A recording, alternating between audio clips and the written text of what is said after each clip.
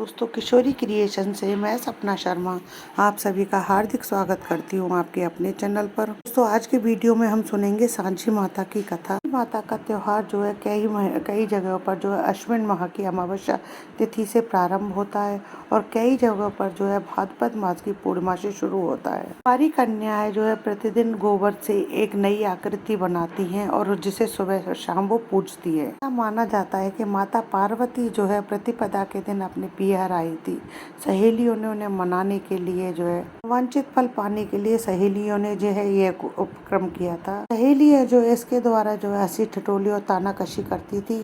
माता पार्वती को प्रसन्न करने के लिए आरतियां करती थी। यही परंपरा जो है बाद में प्रचलित हो गई, जो सांझी के नाम से प्रसिद्ध हुई। आइए अब सांझी माता की कथा प्रारंभ करते। एक नगर में एक दंपत्ति रहते थे। उनका घर जो है खुशहाली से भरपूर था। साहूकार का जो है व्यापार भी बहुत अच्छा चलता था, पर उनके एक ही कमी थी कि उनके कोई संतान नहीं थी और इसी कारण दोनों पति पत्नी बहुत दुखी रहते थे। सेठ जी की पत्नी भी जो है बड़ी ही धार्मिक थी। वे पूजा पाठ में लगी रहती थी और नित्य प्रतिदिन जो है बड़े ही दान पुण्य धर्म कार्य किया करती थी।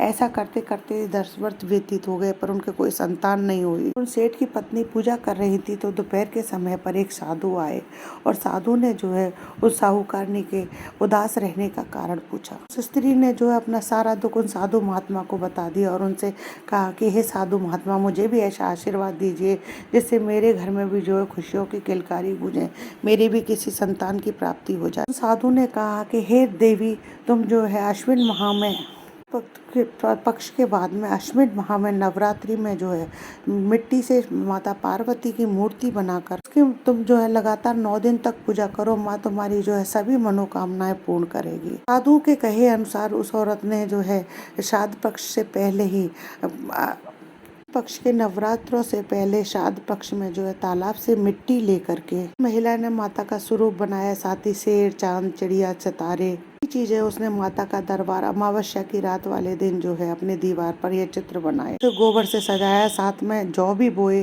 जो खुशहाली का प्रतीक होते हैं। 9 दिन तक उसने सुबह स्नान आदि से निवृत्त होकर शुद्ध वस्त्र पहन करके माता की पूजा आराधना की। हर शाम जो है आसपास की महिलाओं को बुला करके उसने भजन कीर्तन भी किया। उसने उनको भजन कीर्तन के बाद में यथा योग्य प्रसाद भी दिया। फिर अष्टमी वाले दिन कन्याओं को बुला करके उनको हलवा पूड़ी का प्रसाद वितरित किया। उन कन्याओं को उपहार भी दिए। उसकी स्थिति की भक्ति देख करके माँ सांझी जो है उस पर प्रसन्न हो गई। माँ सांझी ने प्रकट होकर उस महिला को पुत्र होने का वरदान दिया। उन्होंने कहा कि जो भी कोई व्यक्ति 9 दिन तक मेरी मिट्टी की प्रतिमा बना करके श्रद्धा भक्ति के साथ मेरी पूजा आराधना करेगा, मैं उसकी सभी मनोकामनाएं पूर्ण करूंगी। संतान दंपत्ति को संतान, कुंवारी कन्याओं को मनचाहा वर, धनहीनों के लिए धन की व्यवस्था मैं करूंगी। कहे अनुसार उस महिला ने जो है आने वाले 1 वर्ष में एक पुत्र को जन्म दिया। फिर उस महिला ने अगली नवरात्रि में माता की श्रद्धा भक्ति के साथ में जो है पूजा आराधना की। सभी 9 दिनों में इस कहानी को सुनाता है माता सांझी जो है उसकी सभी मनोकामनाएं पूर्ण करती है। ये सांझी माता की जय। दोस्तों, यदि आपको मेरी ये कथा पसंद आए